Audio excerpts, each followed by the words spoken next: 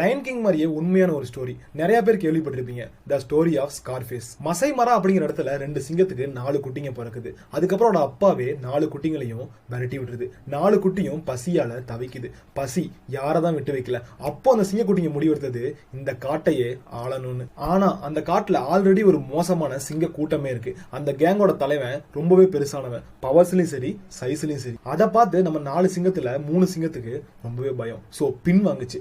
ஆனா ஸ்கார்ஃபேஸ் மட்டும் தில்லா முன்னாடி போனா என்னன்னா என்ன பாத்துக்கலாம் அப்படின்னு சொல்லி. அந்த சண்டையில ஸ்கார்ஃபேஸ்க்கு ஒரு பெரிய தழும்பு விழுந்துச்சு. ஒரு கண்ணே போச்சு.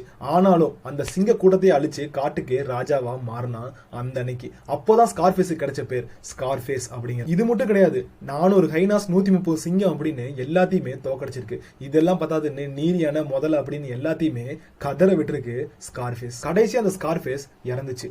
ஆனா இதோட சாவு கூட இயற்கையா வந்ததுதானே தவிர யாராலையும் கொடுக்கப்பட்டது கிடையாது. இந்த மாதிரி வீடியோஸ் பார்க்க நம்ம சேனலை ஒரு சப்ஸ்கிரைப் பண்ணி வச்சுக்கோங்க.